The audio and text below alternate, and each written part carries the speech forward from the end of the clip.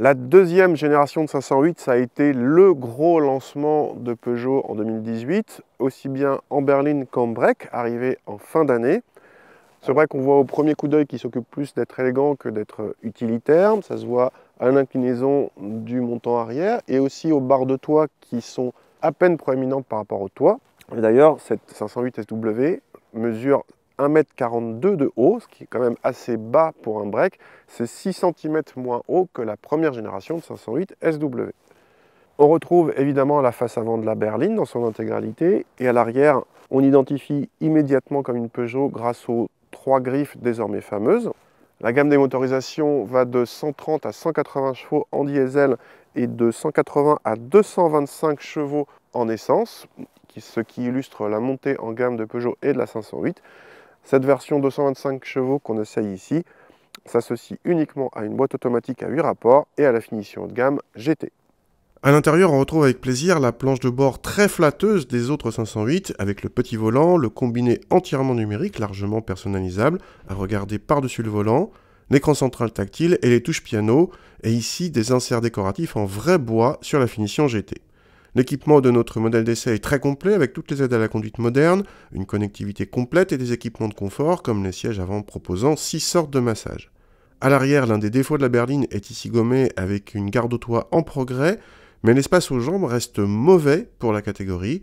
Tout le monde fait mieux en la matière, non seulement la Talisman Estate, mais aussi les A4 à vendre, série 3 Touring ou classe C Break. En revanche, la 508 se rattrape avec un volume de coffre supérieur à 530 décimètres cubes selon nos mesures. Il est certes en retrait par rapport à une Talisman ou une Passat, ou même à la précédente 508 SW, mais supérieur aux allemandes premium. Notre 508 SW utilise donc le 1,6 L PureTech de 125 chevaux. Avec une telle puissance, on passe de 0 à 100 en moins de 8 secondes. On est presque à 250 pour la vitesse de pointe, ce qui va nous permettre d'aller cruiser sur les autoroutes allemandes sans complexe, d'autant que l'insonorisation à haute vitesse est plutôt bonne.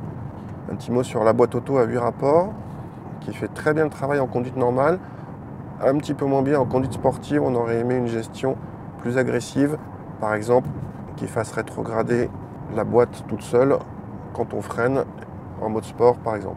Pour la partie châssis, commençons par dire que cette 508 SW en finition GT avec la grosse motorisation a d'office droit à des suspensions pilotées et des roues de 19 pouces.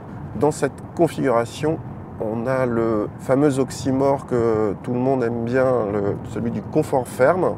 C'est-à-dire qu'à la fois on a une voiture qui fait bien ressentir les inégalités et qui prend peu de roulis, mais qui n'est pas inconfortable, qui filtre bien quand même. L'association du petit volant et du train avant mordant donne toujours cette sensation d'agilité, comme dans une 308, une 3008. Le compromis est moins bon ici, notamment parce que la voiture est plus lourde et l'empattement est plus long, donc on a moins d'agilité. Mais au niveau confort, au niveau filtration, c'est toujours très très bien. Et là aussi, pour la partie châssis, cette 508 n'a vraiment rien à envier aux berlines allemandes, bien plus chères. Pour le budget, commençons par une bonne nouvelle avec la présence d'un malus certes, mais raisonnable, puisque limité à 140 €. En tarif, le break vaut 1 300 € de plus que la berline à motorisation et équipement équivalent, ce qui place la 508 SW d'entrée de gamme à un peu moins de 34 000 €. Notre modèle d'essai haut de gamme atteint quant à lui 47 300 € hors option et dépasse les 50 000 € avec option. Certains hurleront au loup, une Peugeot à plus de 50 000 € c'est du n'importe quoi. En fait, cela reste bien moins cher que les concurrentes premium allemandes à équipement comparable, alors que la plupart des prestations sont aussi bonnes, voire meilleures.